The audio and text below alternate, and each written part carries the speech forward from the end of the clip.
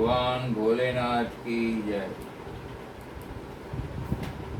આપણે હૃદય કમળ ઉપર શિવજીનું આવાહન કરીએ. શાંતમ પદ્માસન શશિધર મુકુટમ પંચવક્ત્રમ ત્રિનેત્રમ શૂલમ વજ્રમ ચ ખડગમ પરશુભેદમ દક્ષ ભાગે વહંતમ નાગમ પાશાં ચ ઘંટાં ડમરુક સહિતાં શાંકુશં વામ ભાગે નાનાલંકારયુક્तं સ્ફટિકમણિનિભં પાર્વતીશં નમામિ. આવાહનમાવાહયામિ. આસनं સમર્પયામિ.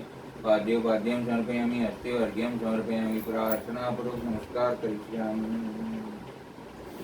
શિવ પંચાક્ષરથી એમની સ્તુતિ કરીએ. નાગેન્દ્રહારાય ત્રિલોચનાય વસ્માંગરાગાય મહેશ્વરાય નિત્યાય શુદ્ધાય દિગંબરાય તસ્મૈ નકારાય નમઃ શિવાય. મંદાકિની સલિલચંદન ચર્ચિતાય નંદીશ્વરાય પ્રમથનાથ મહેશ્વરાય મંદાર પુષ્પ બહુપુષ્પ સુપૂજિતાય તસ્મૈ મકારાય નમઃ શિવાય.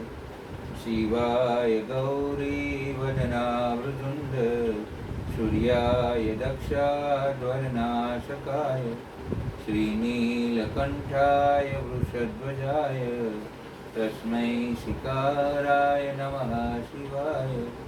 વસિષ્ઠકુંભોદ્ભવગૌતમાય મુનીન્દ્રદેવાર્ચિતશેખરાય ચંદ્રાર્કવૈશ્વાનરલોચનાય તસ્મૈ વકારાય નમઃ શિવાય. યક્ષસ્વરૂપાય જટાધરાય પીનાકહસ્તાય સનાતનાય દિવ્યાય દેવાય દિગંબરાય તસ્મૈ યકારાય નમઃ શિવાય. પંચાક્ષરમિદં પુણ્યં યઃ પઠેત શિવસંનિધौ શિવલોકં અવાપ્નોતિ શિવેન સહ મોદતે. નમઃ શિવાય. ઓમ નમઃ શિવાય. હર હર બોલે. નમઃ શિવાય. જટાધરાય શિવ જટાધરાય હર હર ભોલે. નમઃ શિવાય. નમઃ શિવાય. નમઃ શિવાય. હર હર ભોલે. નમઃ શિવાય. શિવ મહાપુરાણ ભાગ 18.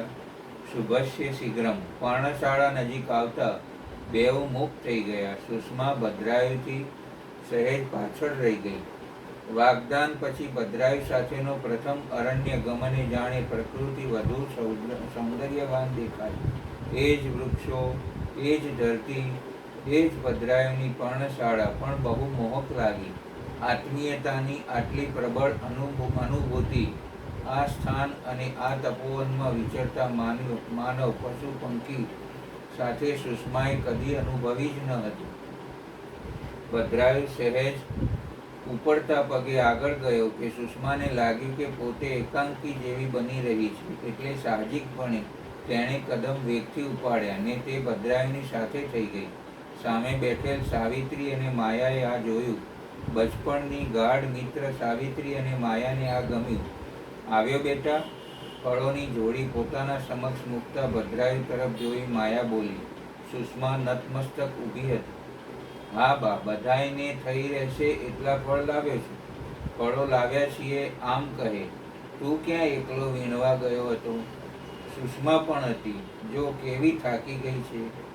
ના માયા, એને પણ અમારી પર્ણશાળાઓથી ફળો વીણવા જવું પડે છે, એટલે ટેવાયેલી છે. સાવિત્રીએ બચાવ કર્યો. પણ કોણ જાણે કેમ સુષ્માનો જીભ જ સિવાઈ ગઈ હતી. એને માયા અને સાવિત્રી બેઉની વાત તથ્યયુક્ત લાગી ને ઓઢણીનો છેડો કપાળ પર ખેંચ્યો. હવે ભોજન દેશો કે તમે બેઉ વાતોનો અંત લાવશો? મુનિ શર્મા થોડે દૂર બેઠા હતા તે બોલ્યા.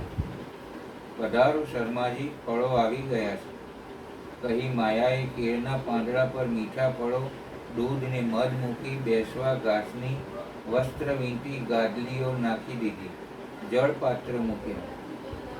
ભદ્રાયુ, મુનિન્દ્ર અને કુંડલ મધ્યાહન ભોજન લેવા બેઠા. આજ ફળો બહુ મીઠા આવ્યા છે. કુંડળે કહ્યું. માયાદેવીનો હાથ અડક્યો એમાં? સાવિત્રીએ હસતા હસતા કહ્યું, એમ નથી સાવિત્રી દેવી, આજ મારી દીકરી સુષ્મા ફળ લેવા ગયેલ. તેમની પસંદગીના ફળો છે એટલે સારા ને મીઠા છે. કુંડલ શર્મા બોલ્યા. પિતાની વાત સાચી હતી એમ ભદ્રાયુને જણાયું. પુરુષો પછી માયા, સાવિત્રી ને સુષ્મા જમ્યા. જમી પરવાર્યા પછી સાવિત્રી બોલી, ચાલો હવે અમે જઈશું. જવું છે? માયાએ સાવિત્રીની નિકટ ઊભા રહેતા કહ્યું. હા, હવે જઈએ. આ વેળાની વિદ્વત સભાનું અમારું ગમન શુભદાયી નીવડ્યું. એ તો મારી ઈચ્છા લાંબા સમયથી જ હતી, પણ કુદરતનો સંકેત હોય ત્યારે જ પડે ને. હવે આ શુભ પ્રસંગના ઉપલક્ષ્યમાં અહીંથી કંઈક સ્મરણીય સાથે લેતા જાઓ. તમારો ને મારો બચપણથી અત્યાર સુધીનો સ્નેહ સંબંધ જ સ્મરણીય નથી? સાવિત્રી બોલી. એ તો છે જ, પણ એ હવે વિશિષ્ટતાને પામે છે. ઠીક, લાવો, શું આપશો? આપણે રહ્યા બ્રાહ્મણ, અપરિગ્રહ એ આપણો આગવો ધર્મ છે. રત્નો, મોતી, નીલમ, માણિક આ બધા જીવનને અધોમુખ બનાવનારા પદાર્થો છે, તો આપણે રાખતા નથી કે બ્રાહ્મણત્વ અભળાય. તમે મને તમારી દીકરી આપી જીવનમાં સ્મરણીય રહે તેવું પ્રદાન કર્યું છે માયા. ભદ્રાયુ સર્વગુણ સંપન્ન છે ને દીકરી તો ભલે તે બ્રાહ્મણની હોય, પરણાવી જોઈએ ને. નહીં સાવિત્રી, ઘણી મુનિ કન્યાઓ આજીવન બ્રહ્મચર્ય પાળે છે, તપ સાધનામાં સંલગ્ન રહે છે. ઠીક છે, હવે તું નહીં, તમે શું આપશો? તું કહો, એ પણ રમ્ય લાગશે. ના, હવે એમ કહેતા જીભ શેની ઉપડે?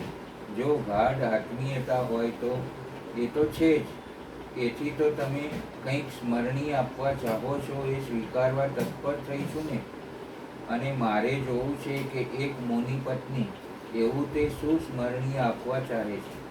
મારો ભદ્રાયુ વિદ્વત સભામાં વિજેતા બની વેદત્રયી પુરસ્કાર પામેલ છે, તે તમે સાથે લઈ જાઓ. એ તો તમારે પણ જોઈશે જ ને. એના પિતા 2 વખત વિજેતા બની 2 વખત વેદત્રયી લાવેલ છે, એટલે અમારે તેનો કપ નથી. ભલે લાવો.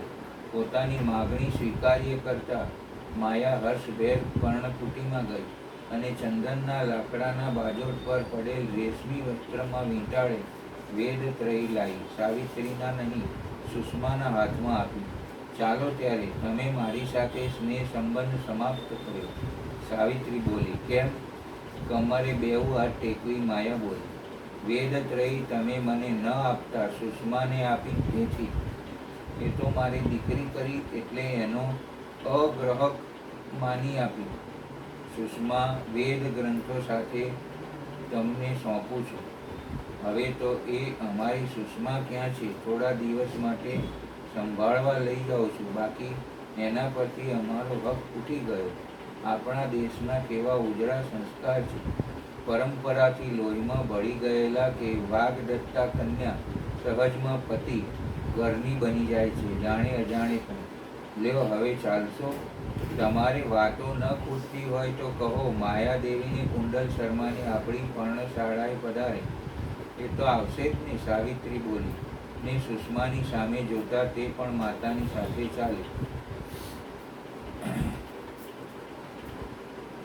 કુંડલ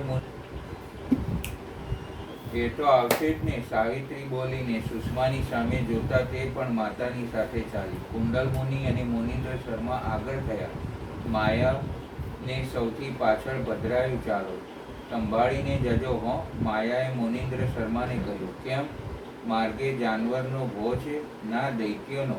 આજકાલ 1-2 ને મેં જોયા છે. અરે, આપણી વિપ્રોની ભેરે શિવ પાર્વતી છે. શિવજી તો સમાધિસ્થ છે, માં પાર્વતી જાગતા બેઠા છે એમ કહો. ભલે એમ કહો, તમારી નારી જાતનું શ્રેષ્ઠ દેખાતું હોય તો. ઠીક, હવે સામે મોએ ચાલવા માંડો. પતિની વાતને તોડી પાડી જટ પંથ કાપવા સાવિત્રીએ મીઠું ટપકાયુક્ત ઉચ્ચારણ કર્યું. લ્યો, તમે સૌ ઊભા રહો, મુનીન્દ્ર બોલ્યા. અને કુંડલ માયા થંભ્યાને રસ્તાની એક બાજુ ઊભા રહ્યા. ભદ્રાયુ પણ માતાની નિકટ ઊભો થઈ સુષ્માનું પ્રસ્થાન નિહાળી રહ્યો. અચાનક તેના હૈયામાં અકથ્ય મૂંઝવણ પ્રગટી ઉઠી. વનરાજી થી સુગંધ લઈ વાતો પવન વિદાય થતા ત્રણેય મહેમાનો પર અર્ઘ્ય દેતો તેમના વસ્ત્ર પકડાવતો હતો. ચાલો, માયાએ એકમાત્ર પતિને જ આ સંબોધન કરી. સુષ્માની વિદાયથી મીઠી સ્મૃતિ સંવેદનામાં ભદ્રાયુને એકલો મૂકી પાછા ફરવા માયાની નેમ હતી. ચાલો, કુંડલ બોલ્યો ને ખભાનું ઉપવસ્ત્ર સરખું કરતા પાછો વળ્યો. ભદ્રાયુનું ધ્યાન જતા સુષ્મા ભણી જ હતું. સુષ્મા ભણી જ તું. આંખો સમસ્ત પ્રકૃતિમાંથી એકમાત્ર સુષ્માને જ જોતી હતી. ભદ્રાયુ, કેમ બા? ગાયો આ માર્ગેથી આવશે, સંભાળી હાંકતો આવજે. ભલે. ભદ્રાયુને સુષ્મા સાથેની સુખદ પળોના સંભાળના વાગોળવાનો સમય મળ્યો જાણી રાજી થયો. પણ માતા પિતા અને સુષ્મા ગયા કે જીવનમાં યૌવનને પગતારે યૌવનના પ્રગટાએ પ્રવેશતા ભદ્રાયુના હૈયામાં એ કંઈક એવી મીઠી વ્યથા ઉપડી કે એનું પૃથક્કરણ કરવા એણે જહેમત લીધી હોય તેમ થઈ શકાયું નહીં. ને ફૂલોમાં વૃક્ષને વળુંબી ઊંચે ચડતી પ્રિય ભાર્યા જેવી હેલડીઓમાં તરુવરો પર લટકતા ફળોમાં સરિતાના તટે હરિયાળી ભોં પર વૃક્ષ ગટામાં બધે જ સુષ્માનું રૂપાળું મોં તરવતું હતું. કાનમાં સુષ્માના બોલના મધુર ઝંકાર વારંવાર ઉઠતા હતા અને આ બધું તેને પરવશ બનાવતા હતા.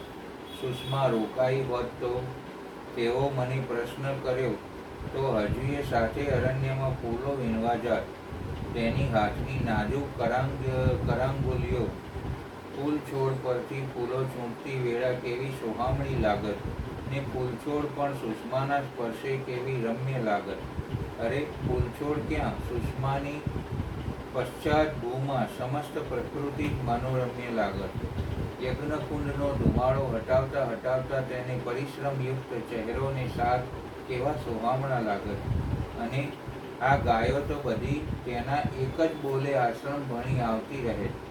તેના હાથે દોવત ને કામધેનુઓ પ્રસન્ન થઈ બેવડા દૂધનું પ્રદાન કરત. પણ હવે એનું શું?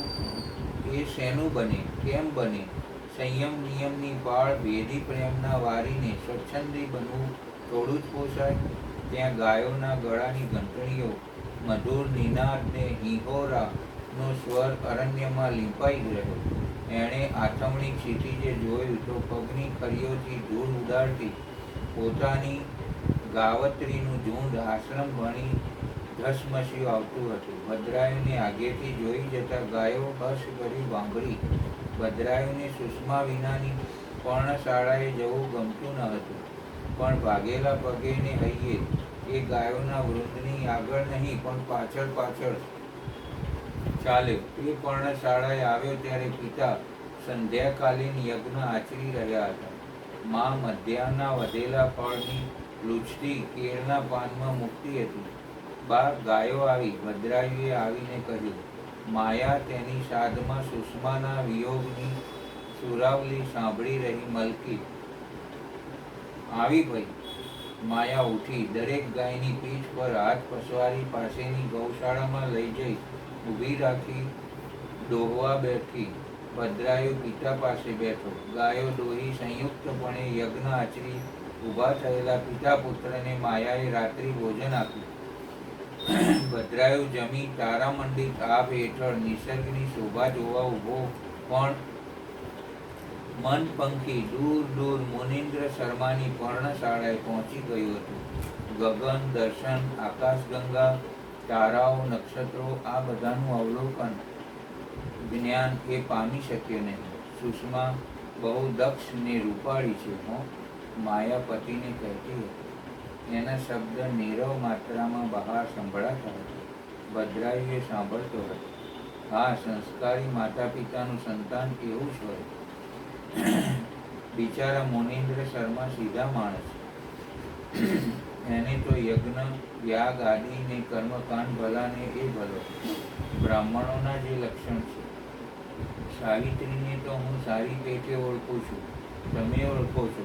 બહુ ચબરાક પણ ડાહી છે, વળી ખમીરવંતી છે. લગ્ન ક્યારે કરશે? ભદ્રાયુને કુંડળ મુનિનું આ ઉચ્ચારણ ગમ્યું ને તેણે કાન માંડ્યા. આમ તો આપણે કહીએ કે તુરત જ એ લોકો તૈયાર તો છે જ, પણ એ કરતાં સાવિત્રી કહાવે તે ઉત્તમ ગણાય. સગપણ થયું એ જ સર્વોત્તમ છે. એટલે હવે આ ઉત્તમ કે તે આવો પ્રશ્ન રહેતો નથી. મારું તો મંતવ્ય છે કે થોડા દિવસો પછી વસંત ઋતુના પ્રારંભે લગ્ન આટોપાઈ જાય તો સારું. કર્ણકુટીમાં પુત્રવધુ વિદરતી જોવાના મને કોળ છે, અને મને સાસુ બનવાના કોળ નહીં હોય, પણ એ લોકોને સામેથી બોલવા દઈએ. કન્યાના માતા પિતા લગ્ન તો કરવાના જ છે, એ આજ કે કાલ, એમાં ઢીલ તો છે જ નહીં. કન્યાકાળ વીતતા પહેલા મા બાપ કન્યાની વિવાહ કરી નાખે એ શાશ્વત સત્ય સાવિત્રી મુનિન્દ્ર ચૂકે એમ નથી, એવા નથી.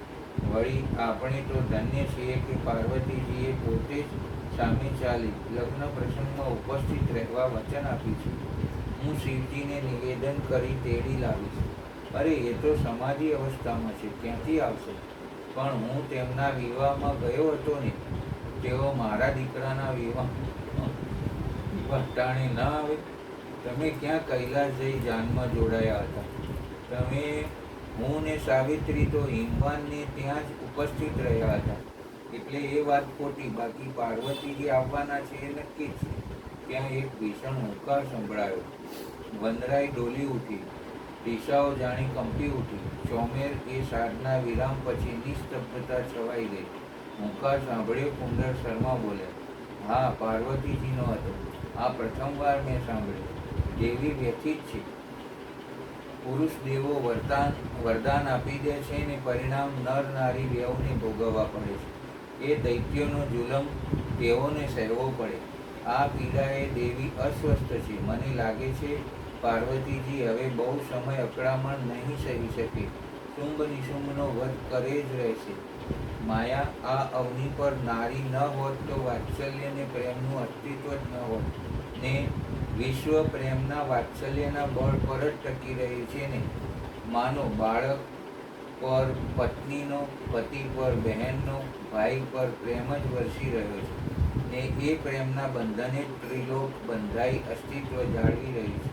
નાથ, નારીનું બીજું સ્વરૂપ પણ છે, ક્રોધ સંહાર, જેવું આજ પાર્વતી દેવીમાં આપણે જોઈ રહ્યા છીએ. પ્રેમ વાત્સલ્યનો વિનિપાત થતાં તેની રક્ષા અર્થે નારી ક્રોધિત અને સંહારક પણ બને છે. તે વિના પ્રેમ વિહોણા વાત્સલ્યને માનવતા વિહોણા દૈત્યોની અસ્થિ કેમ મટે? ફરી દેવીનો ત્રિભુવન ગજાવતો હુંકાર કૈલાસ પરથી ઉઠ્યો. ભદ્રાયુ ક્યાં ગયો? કુંડળ સચિંત બોલ્યા. કેમ, એની ચિંતા થઈ? ભય લાગ્યો? ના, એવું નથી, પણ હવે સૂઈ જાય. બહાર ઊભો ઊભો ખગોળ વિદ્યામાં ઉમેરો થાય તેવું આકાશનું અવલોકન કરતો હશે.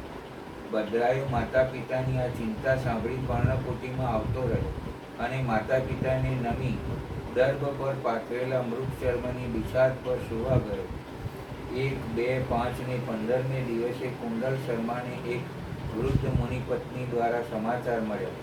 કુંડળ શર્મા, શુભ સમાચાર લાવી છું. શા? મુનિન્દ્ર શર્મા અને સાવિત્રીએ સુષ્માના વિવાહ કરવા કહેવડાવ્યું છે. બહુ સારા સમાચાર. ત્યાં માયા પણ આવી. વૃદ્ધ મુનિપત્નીને નમસ્કાર કરી પતિ પાસે બેઠી. શા સમાચાર છે? તમારે સાસુ બનવાના. વૃદ્ધ મુનિપત્ની બોલ્યા ને મંદ હસ્યા. સારું. મિતિ કઢાવી છે? કઢાવી છે. કુંડળ શર્મા વિદ્વાન છે. લગ્ન તિથિ તે જોઈ નિર્ણિત કરી કહાવે એ મિતિ એ ગંગા તટે ગોધૂલી સમયે લગ્ન વિધિ સંપન્ન કરીશું, કહી મુનિપત્ની ઉઠ્યા. માયાએ ઉઠી આસોપાલવનું સુંદર તોરણ તૈયાર કરી પર્ણશાળા બહાર ટાંગી દીધું. ભદ્રાયુ બહારથી વેદ રૂચા બોલતા આવતો હતો. તેના કપાળે કુમકુમનો ચાંદલો કરી મલકી રહી. માના ચાંદલો સંપન્ન કર્યાના અને મરકતા મોંને જોઈ ભદ્રાયુને કંઈક સમજ આવી કે કદાચ સુષ્મા સાથે પોતાનો વિવાહ નજીકના કાળમાં થવાનો હોય. પછી જાણે આડકતરી રીતે ભદ્રાયુને જાણ કરવાની હોય તેમ પતિ પાસે જઈને બોલી, લ્યો હવે શીઘ્ર મુહૂર્ત જોઈ કાઢો. લાવો ભોજપત્ર પરનો જ્યોતિષનો ગ્રંથ. એ પણ મારે લાવી દેવો? કેમ વળી? ભદ્રાયુને જટ પરણાવવાના તમને કોળ છે ને તમારે મન તો આનંદનો અણસારે દેખાતો નથી. ચાલો, તમારી વાત સાચી, પણ ગ્રંથ તો લાવી દો, હું ઓળખી શકીશ. વિપ્ર કન્યા છો, સંસ્કૃત સુભાષિતો, વેદ, આયુર્વેદ, ભૂસ્તર, ખગોળ ને જ્યોતિષના ગ્રંથોને નહીં પીછાનો? ચાલો, તમારાથી હારી ઊભા થતા માયા બોલી અને પર્ણકુટીમાં આમ તેમ ટહેલતા ભદ્રાયુને કહ્યું, ભદ્રાયુ, જરાક જ્યોતિષનો ગ્રંથ આપને તારા પિતાને, એને કંઈ ખપ છે. જટ દઈને ભદ્રાયુએ રેશમી વસ્ત્રમાં વીંટાળે એક પોથી ઉપાડી વગર બોલે માતાના હાથમાં આપી દીધું. લો, પતિના હાથમાં જ્યોતિષનો ગ્રંથ આપતા માયા બોલી. કુંડલ શર્માએ હળવે હાથે ગ્રંથની દોરી ઉકેલી. વસ્ત્રાચિત ગ્રંથને જોઈ બાજોટ પર મૂકી અવલોકી મિતિ સમયનો નિર્ણય કરી લીધો ને ગ્રંથ પાછો પૂર્વવ્રત વીંટી દીધો. જોઈ લીધું મુહૂર્ત ક્યારે છે? આજથી 7મે દિવસે ગોધૂલીના સમય. ત્યારે આ વાત કોઈ મુનિકુમાર સાથે મુનિન્દ્ર શર્માને પાઠવો. નિત્ય ભદ્રાયુ સાથે વિદ્યા વિનિમય કરવા આવતા એક મુનિકુમાર સાથે પત્ર લખી મુનિન્દ્ર શર્મા તપોવન ભણી વિદાય કરે. મુનિન્દ્ર શર્માના તપોવન ભણી વિદાય કરે. ભદ્રાયુના મોં પર અંગોમાં એક પ્રકારની અદિત ઉલ્લાસ પ્રગટે. એને સમગ્ર સૃષ્ટિ સુહામણી દેખાઈ. માયા લગ્નની તૈયારીમાં પડે ને પત્ર મુનિન્દ્ર મુનિને મળ્યો. એમણે સાવિત્રીને વાંચવા આપ્યું. મુનિકુમાર, કહેજો કુંડળ શર્માને કે પુણ્યાર્થ તપોવનને છેડે ભગવતી ગંગાના તટે ગોધૂલી સમયે અમે એક કેળના સ્તંભોયુક્ત મંડપ ઊભો કરીશું. ત્યાં વેદ વિધિથી લગ્ન ક્રિયા સંપન્ન કરીશું. બધા વેદજ્ઞ ઋષિ મુનિઓએ ને અમે આમંત્રણ પાઠવીશું. એટલે શર્માજીને તેની કડાકૂટમાં ઉતરવા આવશ્યકતા નથી. સાવિત્રી બોલી. નમીને મુનિકુમાર વિદાય થયો. ભાગ 19. રણ લલકાર. અગ્નિની ધૂમ્ર શેર આભના પટાંગણમાં ઊંચે ઊંચે ચડવા મથતી હતી. સૌભાગ્યવતી નારી સ્વામીને મળવા જેવી ઉત્કંઠા રાખે એ અદાથી અંગ મરોડ દાખવતી હતી. રમ્યતા અર્પતી આકાશના વિશાળ પથમાં વિરામ પામતી હતી. ભળભળ અવાજે સળગતા અગ્નિની સામે સુષ્મા અને ભદ્રાયુ બેઠા હતા. સુષ્માની રૂપભરી કાયા પર લદાયેલ લાલ નીલા પુષ્પોનો હાર ને સુગંધ સતગણી ચારુતા આપતા હતા. સુંદર ધવલ વસ્ત્રોયુક્ત તેની ધવલ કાયા સાત્વિકતાની આભા ચમકાવતી હશે. કપાળે ચંદનનું ત્રિપુંડ, ખભા ઢળકતા વાળ, ઉગાડા અંગ પર રેશમી ઉપવસ્ત્ર, રેશમી પિતાંબર ને ચાકડીઓ યુક્ત ભદ્રાયુનું દુલ્હા સ્વરૂપ નયન આકર્ષક હતું. પુરોહિતજીના કંઠમાંથી સરતી સંસ્કૃત લગ્ન પદાવલીઓનું મધુર ગુંજન ગંગાના ભેખડોમાં મીઠા પડછંદા પાડતું હતું. એક બાજુ ભરદ્વાજ, યજ્ઞવલ્કલ, પરાશર, નારદ આદિ મુનિગણો શાંત અને સ્વસ્થ બેઠા હતા. એક બાજુ 2 વિભાગમાં વહેંચાયેલી નારી વૃંદ અને એ 2 વિભાગની વચમાં પાર્વતીજી બેઠા હતા. એક નારી સમાજ માયાના પક્ષનો હતો ને બીજો સાવિત્રીના પક્ષનો હતો. વચમાં સુવર્ણ મંડિત મુગટ ને કુંડલયુક્ત દેવી પાર્વતી વ્યાઘ્ર અંબર પર બિરાજતા હતા. એમના મોં પર આનંદ હતો. એવો આનંદ હતો જે સૌને અવર્ણનીય જણાતો હતો. પણ કદી કદી એમના સીના પર ભયંકર ક્રોધ ઉપસી આવતો હતો. ભદ્રાયુ વેદ જ્ઞાતા છે ખરું? પાર્વતી દેવીએ માયા તરફના નારી સમાજ તરફ જોઈને કહ્યું. હા માં, ત્રણેય વેદની ઋચાઓ કંઠાગ્રે કરી લીધી છે. માયાએ 2 હાથ જોડી જવાબ આપ્યો. સુષ્મા, સાવિત્રી તરફના નારી સમાજ તરફ ડોક મરડી પાર્વતી બોલ્યા.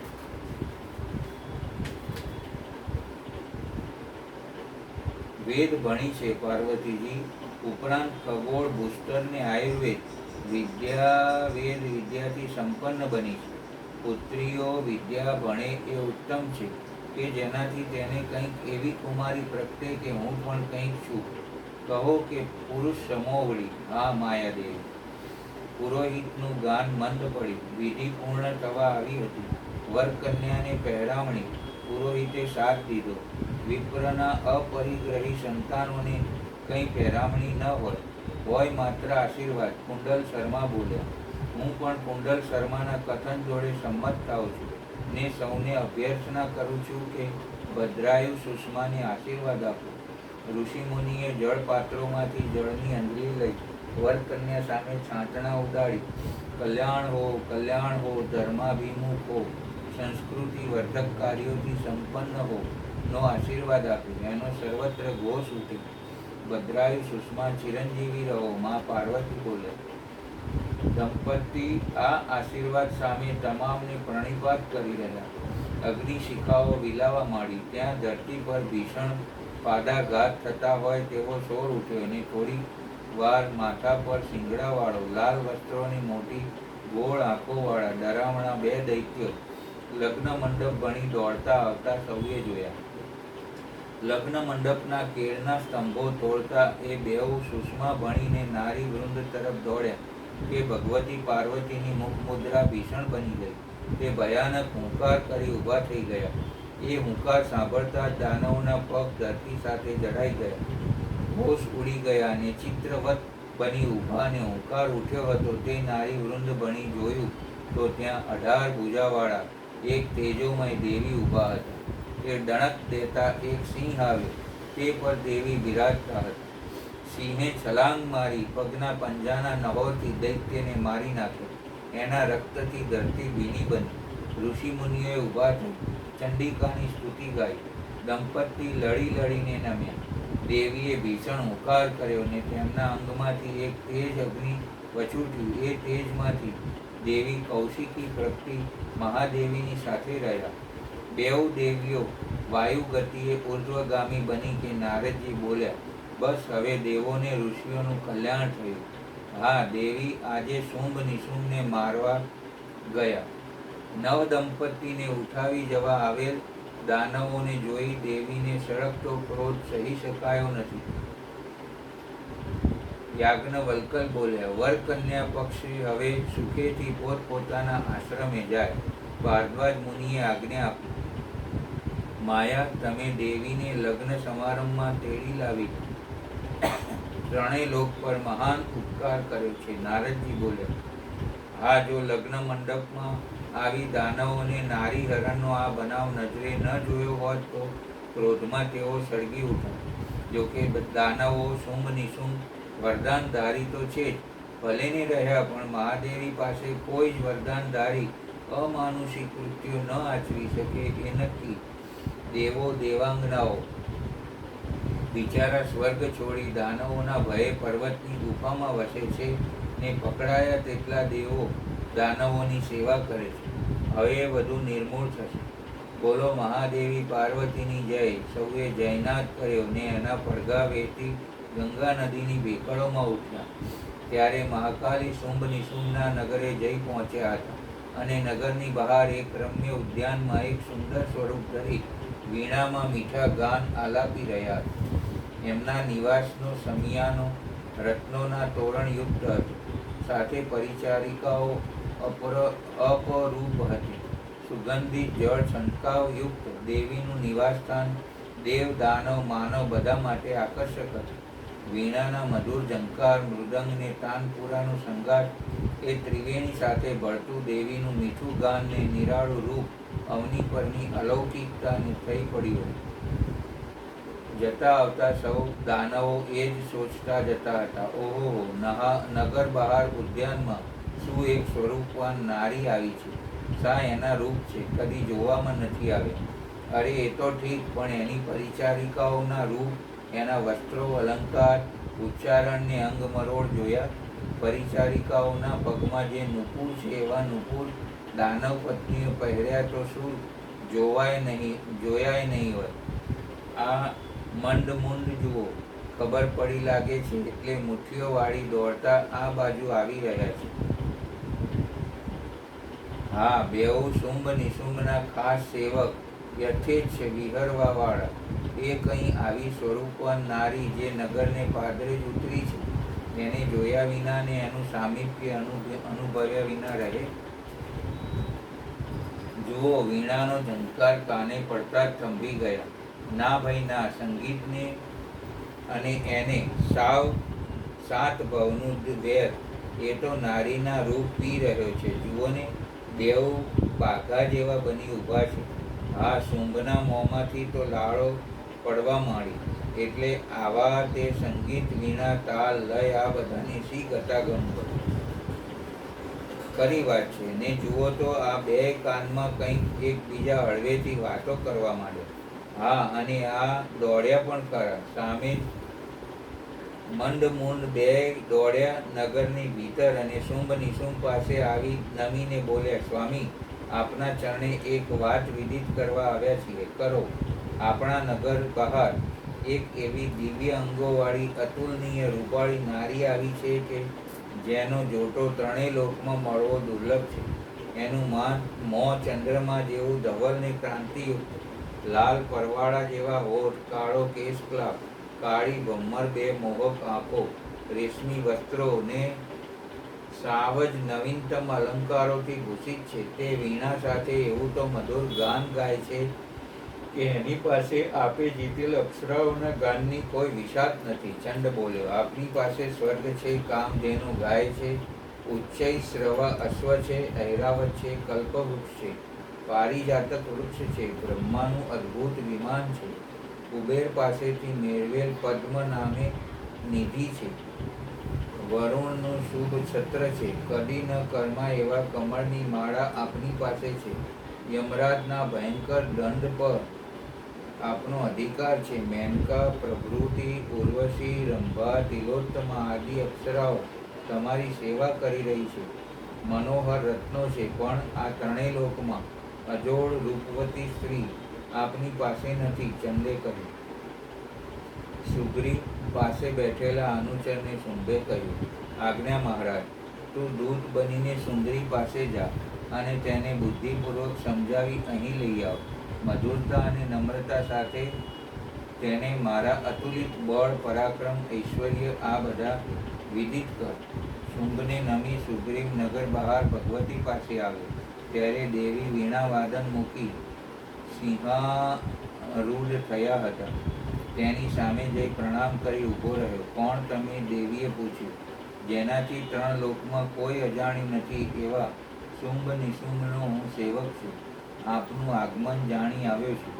કહો, મને કંઈ કહેવા આવ્યા છો એવું લાગે છે તો કહો.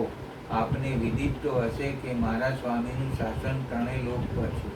એ મહાત્મા તમારા રૂપ ગુણ સાંભળી મોહિત બની ગયા છે. જેણે સ્વર્ગની બધી વસ્તુઓ જીતી લીધી છે, જેની પાસે વિપુલ રત્નો છે, દેવ, દાનવ ને માનવ જેની પાછળ ચાલે છે, તેણે મારા દ્વારા આપને જે કહ્યું છે તે સાંભળો. સિંહે એક આછેરી ડણક લીધી. ઓ, ચોમેરા ડણકના પડઘા ઉઠ્યા ને તત્કાલ શમી ગયો. આ કહેવા માંડો, શું કહાવ્યું છે કે હે સુંદરી, હું દેવ, દાનવ, માનવ બધાથી અવધ્ય છું. તમારા રૂપની ખ્યાતિ સાંભળી હું તમારો દાસ, તમારો અનુચર બની ગયો છું. માટે મારી સાથે પરણી સુખી થાઓ. શુંભ નિશુંભના પરાક્રમને હું જાણું છું. એણે બધાને જીતી લીધા છે. બધી સંપત્તિ ભોગવવાનો એની પાસે શું અવસર છે?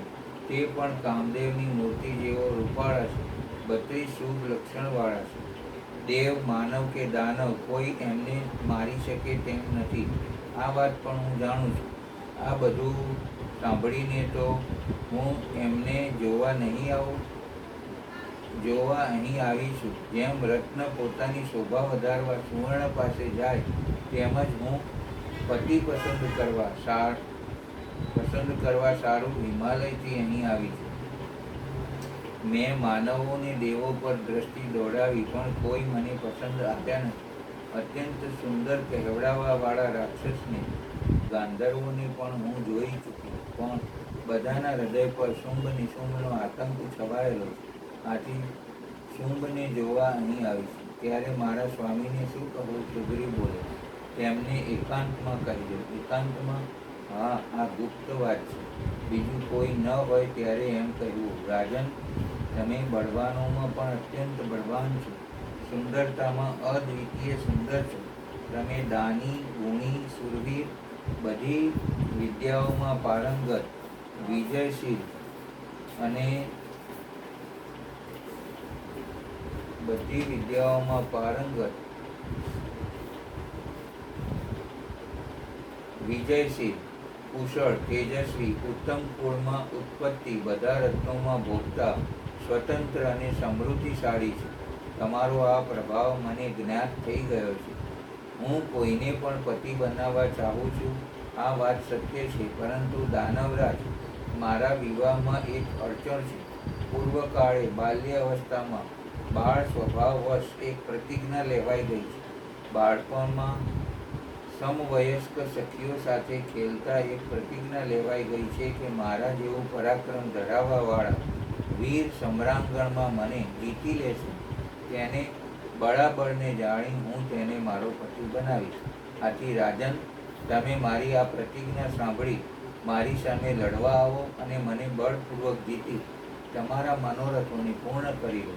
તમે અથવા તમારા ભાઈ કોઈને કોઈ મારી સામે સમ્રાંગણમાં આવી જાય, પરંતુ મને યુદ્ધમાં પરાસ્ત કરીને જ વિવાહ કરવાનો રહેશે.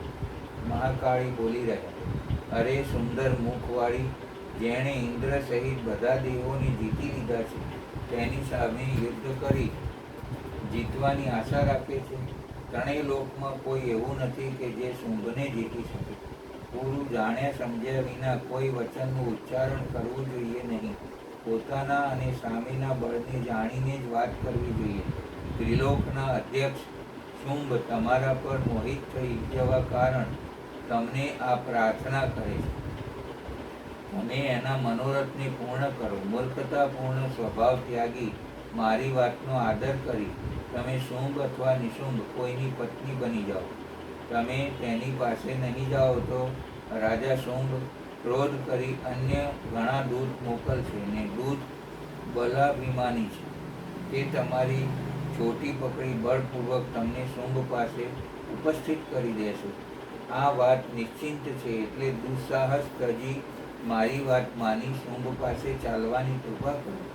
ત્યાં તીખા તીરોની ત્રમઝટ અને ત્યાં શુંભ સાથે આનંદ પ્રમોદ. તમે હવે સાર અસાર પર વિચાર કરી મારા હિતકર વચનો પર ધ્યાન આપો. દૂત સુગ્રીવ બોલે, દૂત, તમારી વાત સત્ય છે. નિશ્ચય શુંભ નિશુંભ બહુ બળવાન છે, પણ બાળપણમાં જે પ્રતિજ્ઞા લીધી છે તેને અન્યથા કેમ કરાય? એથી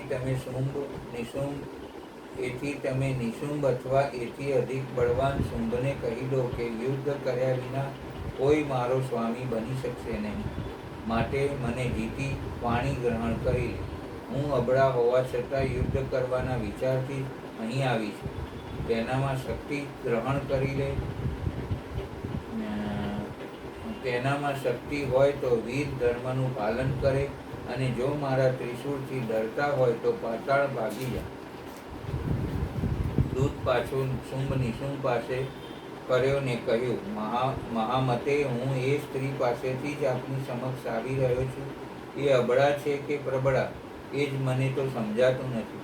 એ તો યુદ્ધ કરવા ચાહે છે. યુદ્ધ?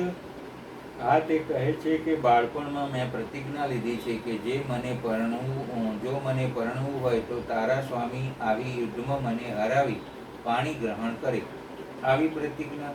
એ સુંદર નારી કહે છે કે સ્વામી, કે બાળપણમાં મારાથી આ પ્રતિજ્ઞા લેવાઈ ચૂકેલ છે, જે હવે અન્યથા ન થઈ શકે. હવે જેવી આપની મરજી. એ તો વીણા મૂકી હાથમાં આયુધો પકડી યુદ્ધ માટે તત્પર થઈ સિંહ પર બેઠી છે. પોતાના નિશ્ચયમાંથી એ ડગી શકે તેમ નથી. હવે આપની મરજી હોય તેમ કરો. સુગ્રીવ દૂતની આ વાત સાંભળી શુંભે પોતાના ભાઈ નિશુંભને કહ્યું, ભાઈ, કોઈ સ્ત્રી યુદ્ધની અભિલાષાથી અહીં આવી હોય ત્યારે આપણે શું કરવું? હું લડવા જાઉં કે તમે સેના સહિત જશો? વીર, આપણા બેમાંથી એકેયને યુદ્ધમાં જવાની જરૂર નથી. ધૂમ્રલોચનને મોકલીએ, એ સુંદર નેત્રવાળી સ્ત્રીને પકડી લાવશે. પછી આપ તેની સાથે લગ્ન કરી લેશો.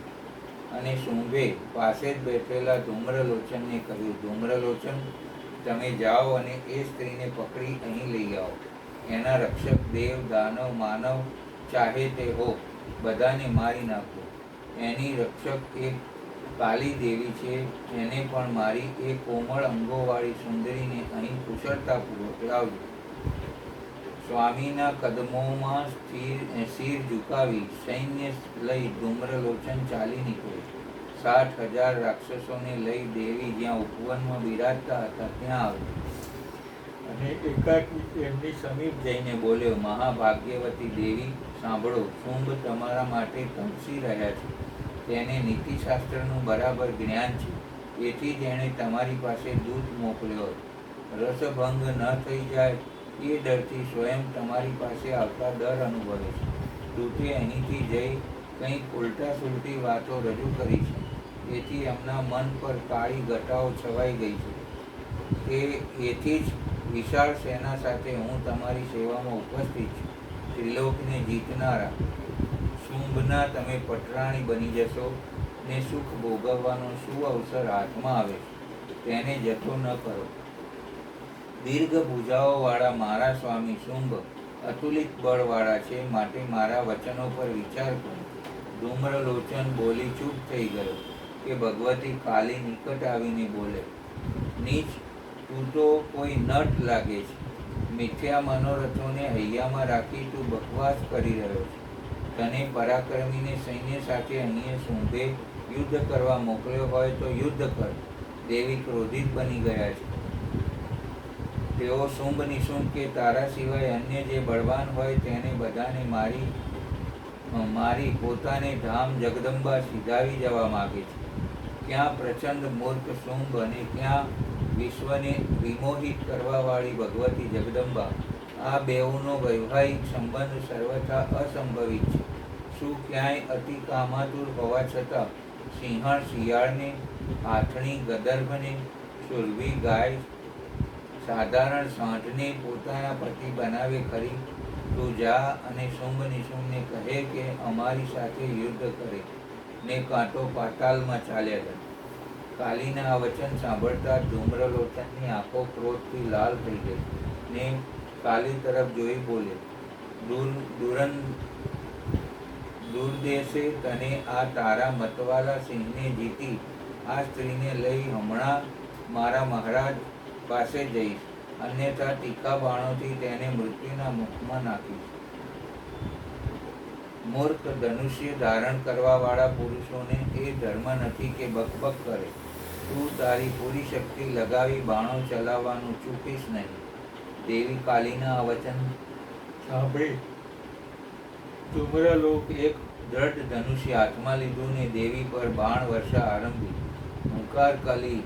હુંકાર કરી કાલી ધૂમ્રલોચન સામે યુદ્ધ કરવા દોડે. ભાગ 20. નવ દંપતી. માયા પર્ણશાળાની ચોમેર હજી આસોપાલવને આંબાના વૃક્ષના પાનના તોરણ પોતાના જ હાથે બનાવી વીંટાળી રહી હતી. હજુએ કેળના નવા સ્તંભો પર્ણશાળા બહાર ખડા કરી હર્ષોત્ફુલ્લ તેને જોઈ રહી હતી. સૌ તો વિવાહ કાળે આશ્રમને શણગારે, પણ તમે તો વિવાહ વીતી જવા છતાંય હજુ પર્ણશાળાને તોરણથી દીપાવી રહ્યા છો. જાણે કેમ લગ્ન હજુ લેવાના બાકી હોય. કુંડળ માયાને કહી રહ્યો હતો, મારા ઘરમાં કુળવધૂના પગલાં થયા છે. મારા જીવનમાં એક નવો જીવ ઉમેરાઈ આત્મીય બને છે. આ પ્રસંગે હર્ષ ન થાય? અરે, દિવસ ઉગીને તે બમણો ચોગણો વધી રહ્યો છે. તમે રહ્યા પુરુષ, સ્ત્રીને સમજતા તમને વાર લાગે. અથવા એમ કહો તો એ કહી શકાય કે સ્ત્રી પુરુષને કદીએ ન સમજાય.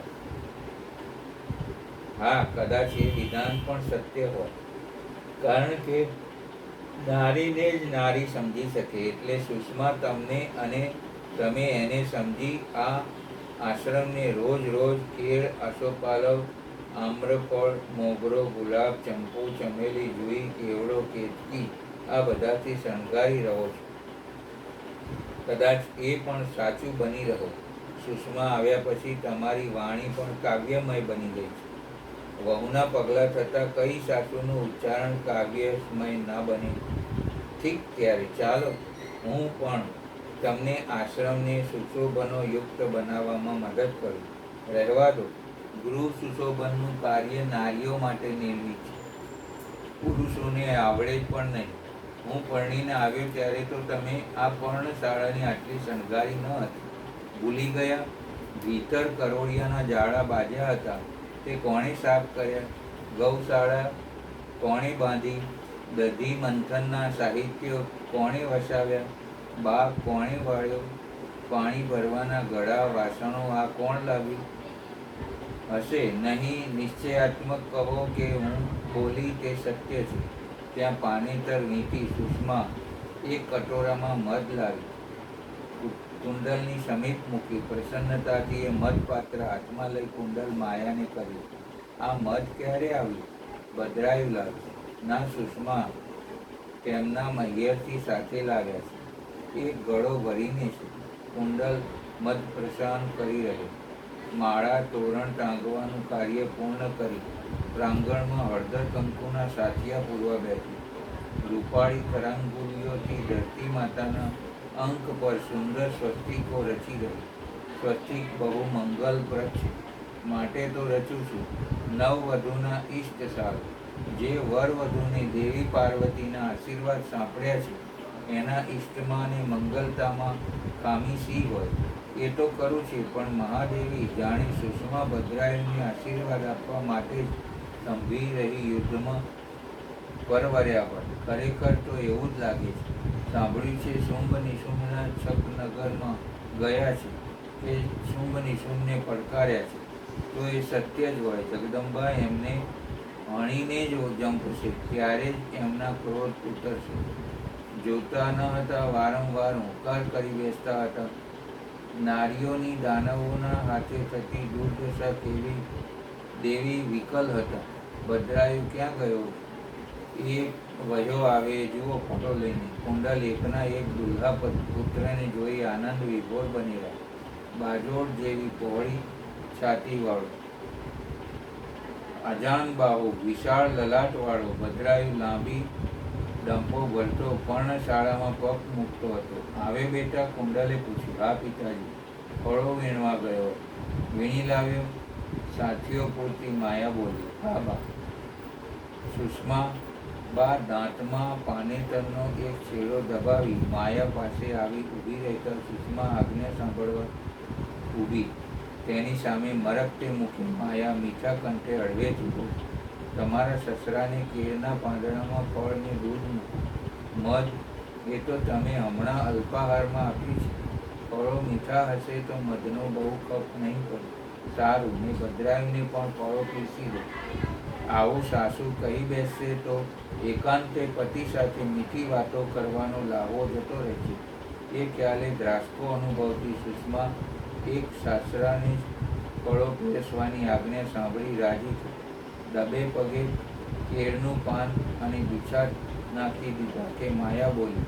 તમે જમી લો. તમે મારાથી સુષ્માને મૂકીને જમાય ખરું? મને એમ કે સ્વસ્તિક પુરાઈ રહ્યા એટલે નિવૃત્ત થઈ ગયા હો, એટલે મારી સાથે ફળાહાર કરી શકાય.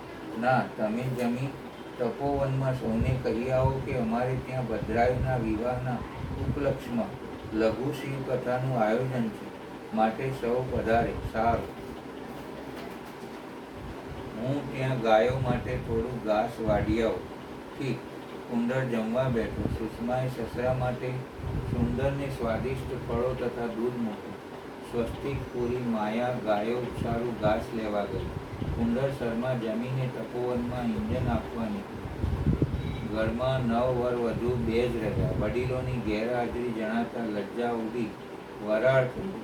સુષ્માના મોં પર સ્નેહની સવાણીઓ પ્રગટી નીકળી. આંખોમાં જાદુ ઉભરાયા. ને એકાકી ઉદ્દેશહીન પર્ણશાળાને સરખી કરવાના ખોટા કાર્યમાં રત પતિને કહ્યું, ચાલો જમી લો. ભદ્રાઈએ ડોકું મરડી જોયું. મીઠા કંઠે સુષ્મા સાથ દઈ રહી હતી. બાપુજી જમી ગયા પછી તપોવનમાં આપણે ત્યાં શિવ કથા છે તેનું ઇંધન આપવા ગયા છે. બા જમ્યા? ના. ક્યાં ગયા? ગાયો સારું ઘાસ વાળવા. ત્યારે તો હું ને તું ભૂલ્યા, તમે બે જ રહ્યા. બ્રાહ્મણ ઉઠીને ભાર્યાને તુંથી સંબોધન થાય તો સંસ્કાર લાજીને ભૂલી ગયો હતો. જે ભૂલ સુધારી છે. બેસી જાઓ. હાથ વટી ભોંય પર પાથરે રેશમી બિછાત બતાવી સુષ્મા બોલી, તો વળી બ્રાહ્મણના સંસ્કારમાં રેશમની બિછાત બેસવા હોય? આ શાસ્ત્રજ્ઞા છે. રેશમના કીડાઓ દ્વારા ઉત્પન્ન રેશમ પૂજા વિધિમાં યજ્ઞ કાર્યમાં વપરાશમાં લઈ શકાય એટલે પવિત્ર મનાયું છે ને તે હું મારી બા પાસેથી આ તમારા સારું જ લઈ આવી. ભદ્રાયું જમવા બેઠો. માયાએ લૂછી ચકચકિત કરેલા ફળો કેળના પાંદડામાં મૂકી. પછી દૂધ, મધ અને ઘી મૂકી. તમે, હું ને બા સાથે જમીશું. ભદ્રાયુએ જમવા માંડ્યું. જમતા જમતા એ વારંવાર ભાર્યા સામે ઊંચું મસ્તક કરી આંખો નોંધી તેના રૂપ વારી પી રહ્યો. તમે જમતા જમતા આ શું કરો છો? તમને જોયા કરું. હું હવે ક્યાંય ભાગી જવાની નથી. તોય જોતા ધરાતો નથી. તમારો બોલાસ સાંભળી એમ થાય છે કે રાત દિવસ તમારી નિકટ બેસી તમારું ઉચ્ચારણ સાંભળ્યા જ કરું. તમારી આંખો સામે જોતા મને એવું પ્રતીત થાય છે કે વિશ્વમાં ભલે કામણ હશે કે નહીં, પણ તમારી આંખમાં મારા મન બુદ્ધિને હરી લે તેવું કામણ છે. તમારું અંગ સૌષ્ઠવ, વસ્ત્ર પરિધાન, વેણીને તેમાં મહેકતા પુષ્પો, અંગની ચારુતા મને એવો ભાસ કરાવે છે કે જાણે હું કોઈક નવી દિશામાં જઈ પડ્યો છું. તમારું આટલું મારા પરત્વેનું આકર્ષણ ને મારા નારી જીવનને ધન્ય બનાવનારા છે. જે નારી પર પતિનો અઢળક ને વરસી રહે, પત્ની વિના એને ગમે નહીં, શૂન્યતા ભાસે, એ નારી જીવનની સાર્થકતા છે. તમને મારા વસ્ત્રો, મારી વીણીના ફૂલ, મારો કંઠોચ્ચાર ગમ્યા. આટલું મારા માટે બસ છે. તમારી ને મારી સહજીવનની યાત્રા સુખરૂપ નીવડશે. ફળો વીણવા તો આપણે સંગાથી જ નીકળવાના હો. બા બાપુજી આજ્ઞા આપે તો જ. એવું કરું? હા. એને મન તો તમે દીકરા જે એવી જ હું. ભલે પુત્ર વધુ, પણ દીકરી બરાબર જ છું. એટલે વડીલોની આજ્ઞાનું પાલન કરવું જ રહ્યું ને. ના, પણ તમે બાને કહો તો એ ના તો ન જ પાડે. આડું જોઈ સુષ્મા મરમાળ હશે. તમે કહો તો મારાથી કહેવાય? ત્યારે મારાથી કંઈ કહેવાય? હજુ તો પરણીને ચાલી આવું છું. ના ના, તમે કહો તો બા તો ના ન પાડે. તમે બાને કહેજો કે વનમાં ફળો વીણી અહીં સુધી બહાર ઉચકી લાવતા થાક લાગે છે, એટલે બા તમને મને સાથે લઈ જવા મંજૂરી આપશે. પછી ફૂલો, દર્ભને સમીજ વીણવા હું એકલી જઈશ. બે સાથે ન ચાલે. એમાં ક્યાં બહાર હોય છે? વ્યંગ ભરી સ્નેહાળ હસ્તી સુષ્મા બોલી. અચ્છા, હું તમને વેદ પુરાણ ભણાવી શકું કે નહીં? હા, એની ના નહીં. એ પણ આપણે એકાંકી હોઈએ ત્યારે જ ભણાવાય ને. પડી સુષ્મા હસીને સ્વામીના ગાલે આંગળી અડકારી સભાન ઘૂંટા કર્યું. તમે શું બોલી રહ્યા છો એનું ભાન છે? તમારી જેવી ભાર્યા પાસે અભાન હોવું એ પણ ભાગ્ય છે. કોઈ ગેલા કહે છે, ગેલા પણ વિના દાંપત્યની સફળતા ક્યાં હતી? ગેલાપણા વિના દાંપત્યની સફળતા ક્યાં હતી? હવે કોઈ રીતે ઝટપટ જમી લેશો. હમણાં બા આવશે. ગાયો માટે ઘાસ વાળવા ગયા છે. બાપુજી પણ કદાચ આવી પહોંચશે. તમારે હજુ જમવાનું ચાલે છે. પણ હું પૂરું ભોજન લઈ લઉં ત્યારે ઉઠું ને. હું જાણું છું તમે ક્યારે પૂરું ભોજન કરી લેવાના છો. પુરુષોને ધીમે જમવાની ટેવ હોય છે. દૂધનો કટોરો મોંએ મારતા ભદ્રાએ બોલ્યો, તમારા જેવા પુરુષને બીજાને નહીં. ઠીક, હવે જમી રહેવા આવ્યો છું. એક મોટું આમ્રફળ મૂકો. કહો, આટલું બધું જમવાનું છે તોય હજુ આમ્રફળનો આહાર કરવો છે. પાનમાં એક કેરી મૂકતા સુષ્મા બોલી, તમારા હાથના જે ફળ દૂધને સ્પર્શ થાય છે તેની મીઠાશ વધી જાય છે, એટલે વધુ ખવાય છે ને વધુ સમય જાય છે. પ્રશંસાનો અતિરેક કરવા માંડ્યો છે. તોય ભાડિયાનો નહીં. હવે જમી લેશો? સુષ્માએ હળવી રીસ કરી.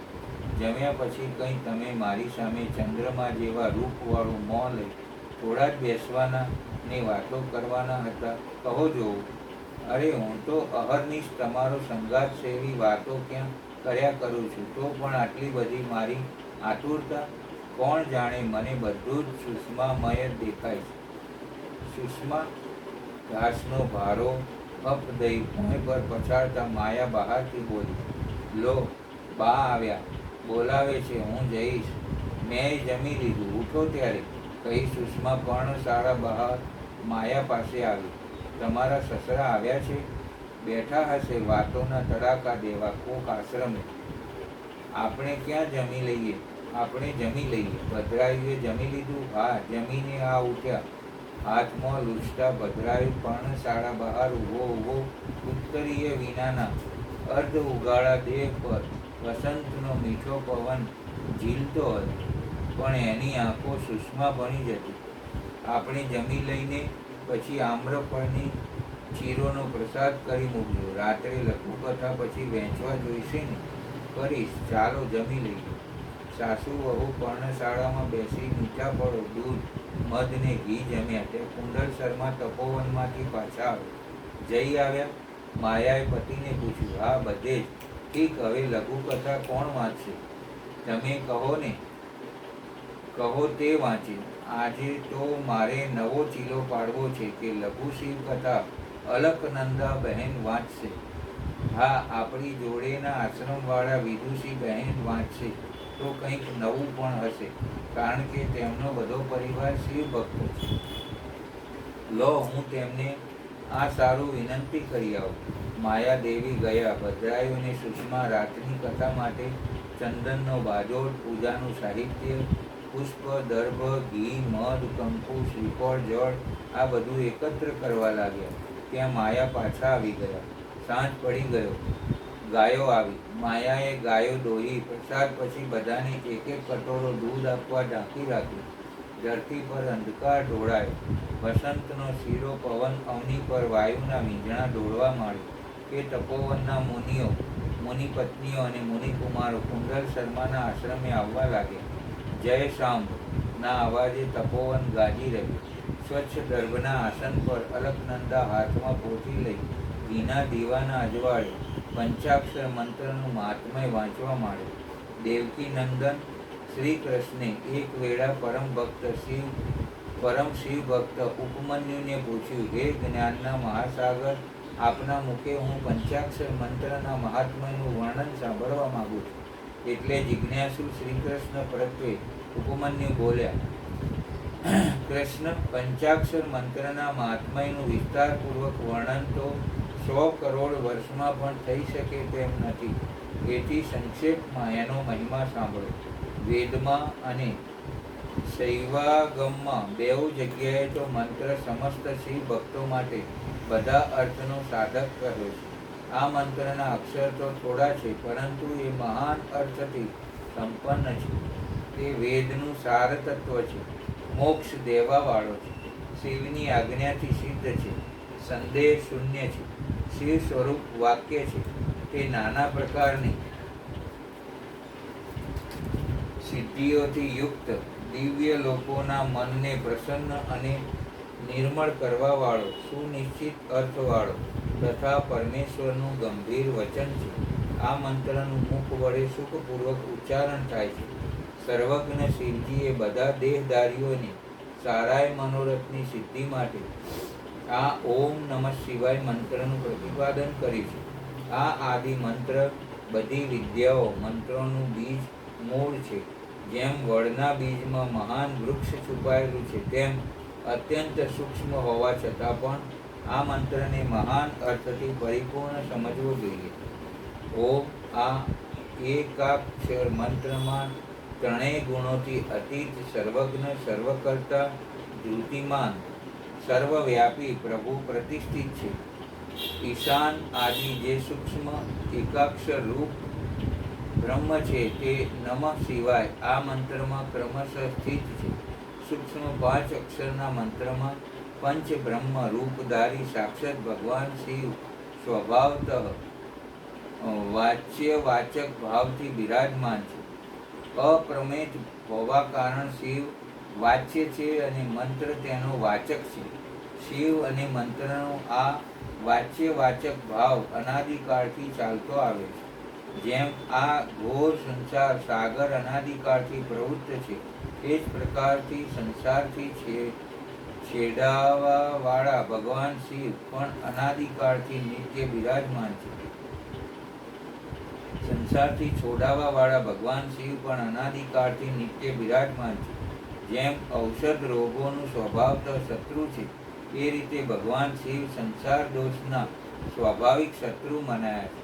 જો આ ભગવાન વિશ્વનાથ ન હોત તો આ જગત અંધકારમય બની જાત, કેમ કે પ્રકૃતિ જળ છે અને જીવાત્મા અજ્ઞાની. એથી એને પ્રકાશ દેવાવાળા પરમાત્મા જ છે. પ્રકૃતિથી લઈને પરમાણુ પર્યંત જે કંઈ પણ જળ તત્વ છે તે કોઈ બુદ્ધિમાન ચેતન કારણ વિના સ્વયં કરતા નથી દેખાતા. જીવોને માટે ધર્મ કરવો અને અધર્મથી બચાવવા ઉપદેશ અપાય છે. તેમાં બંધન અને મોક્ષ પણ દેખાય છે. એથી વિચાર કરવાથી સર્વજ્ઞ પરમાત્મા શિવ વિના પ્રાણીઓને આદિ સ્વર્ગની સિદ્ધિ નથી થતી.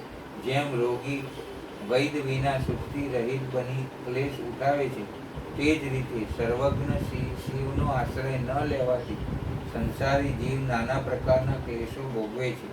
આથી એ સિદ્ધ થાય છે કે સંસાર સાગરથી ઉદ્ધાર કરવાવાળા સ્વામી અનાદિ સર્વજ્ઞ પરિપૂર્ણ સદાશિવ વિદ્યમાન છે. તે પ્રભુ આદિ મધ્ય અને અંતથી રહિત છે, સ્વભાવથી નિર્મળ છે તથા સર્વજ્ઞ અને પરિપૂર્ણ છે. તેને શિવ નામથી જાણવા જોઈએ. શિવાગમમાં તેનું સ્વરૂપનું વિશદ રુચિથી વર્ણન છે. આ પંચાક્ષર મંત્ર તેમનું વાચક છે અને તે શિવ વાચ્ય છે. વાચક અને વાચ્ય હોવા કારણ પરમ શિવ તત્વ રૂપ આ મંત્ર સિદ્ધ મનાયો છે. ઓમ નમઃ શિવાય આ જે પંચાક્ષર શિવ વાક્ય છે, એટલું જ શિવ જ્ઞાન અને એટલું જ પરમ પદ છે. આ શિવનું સ્વરૂપ છે જે સર્વજ્ઞ પરિપૂર્ણ અને સ્વભાવતઃ નિર્મળ છે.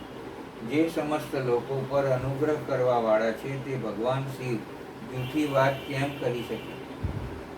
જે સર્વજ્ઞ છે તે તો મંત્રથી જેટલું ફળ મળે છે તેટલું પૂરેપૂરું બતાવશે, પરંતુ જે સગ અને અજ્ઞાન આદિથી દોષોથી યુક્ત છે તે જૂઠી વાત કરે છે.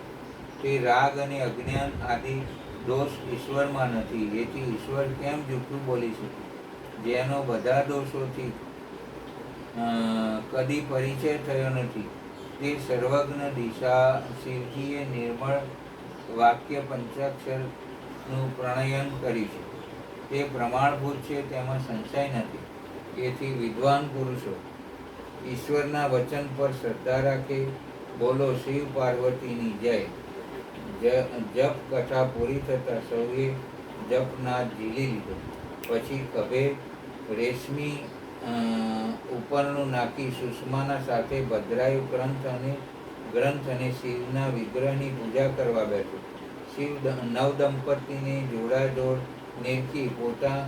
નિરખી માયાના દિલમાં આનંદ ક્યાંય સમાયો નહીં.